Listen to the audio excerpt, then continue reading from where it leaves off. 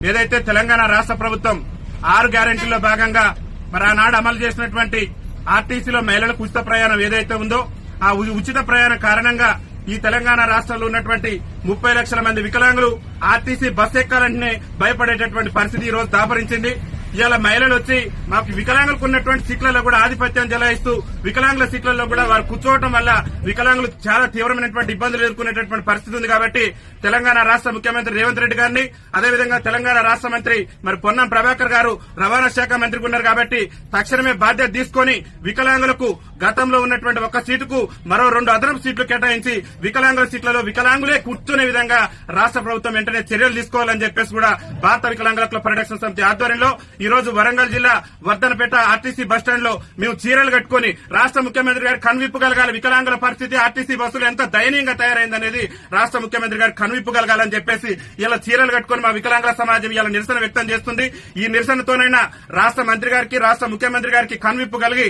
ఆర్టీసీలో అదనంగా వికలాంగులకు మరో 2 సీట్లు కేటాయించి ఆర్టీసీలో వికలాంగుల సీట్లలో సకలాంగులు కూర్చుంటే ఆ సకలాంగుల మీద క్రిమినల్ కేసులు నమోదు చేసి వికలాంగుల సీట్లను వికలాంగులకే కేటాయించే విధంగా రాష్ట్ర ప్రభుత్వం చర్యలు తీసుకోవాలని చెప్పేసి భారత వికలాంగుల క్లబ్ పరిరక్షణ సమితి ఆధ్వర్యంలో మేము ఈ నిరసన కార్యక్రమాన్ని చేపట్టడం జరిగింది. ముఖ్యమంత్రి గారికి ఒకటే మేము విజ్ఞప్తి చేస్తున్నాం, మీరు 6 గ్యారెంటీల సంగతి ఏందో తెలియదు కానీ అవసరమైతే వికలాంగుల కోసం ప్రత్యేకంగా మీరు బస్సులను ఏర్పాటు చేయండి. కానీ మేము అవస్థలు పడుతున్నాం, ఇబ్బందులు పడుతున్నాం. ఆర్టీసీ బస్సు ఎక్కాలంటేనే మా గుండెల్లో రైలు పరిగెత్తేటటువంటి పరిస్థితి ఉంది. ఎందుకంటే మా మహిళా అక్కలు మా మహిళా చెల్లెళ్లు తోసుకుంటూ పోతున్నటువంటి క్రమంలో వైకల్యం ఉన్నటువంటి మేము అంగవైకల్యంతో బాధపడుతూ ఒక పక్క దుర్భర జీవితాలు గడుపుతూ ఆర్టీసీ బస్సు ఎక్కాలంటే మరి చాలా తీవ్రమైనటువంటి ఇబ్బందులు ఎదుర్కొంటాం. కాబట్టి రాష్ట్ర ముఖ్యమంత్రి గారు వెంటనే స్పందించి ఆర్టీసీలో మరి వికలాంగులకు అదనపు సీట్లు కేటాయించడంతో పాటు వికలాంగుల సీట్లలో వికలాంగులు కూర్చునే విధంగా మరి జీవోను జారీ చేయాలని చెప్పేసి కూడా రాష్ట్ర ముఖ్యమంత్రి రేవంత్ రెడ్డి గారిని విజ్ఞప్తి చేస్తూ దాంతో పాటు కాంగ్రెస్ పార్టీ ఎన్నికల మేనిఫెస్టోలో కూడా చెప్పింది ఆర్టీసీలో ఒక మహిళలకే కాదు వికలాంగులకు కూడా ఉచిత రవాణా సౌకర్యం కల్పిస్తామని కాంగ్రెస్ పార్టీ అభయాస్త్రం మేనిఫెస్టోలో పేర్కొంది. కాబట్టి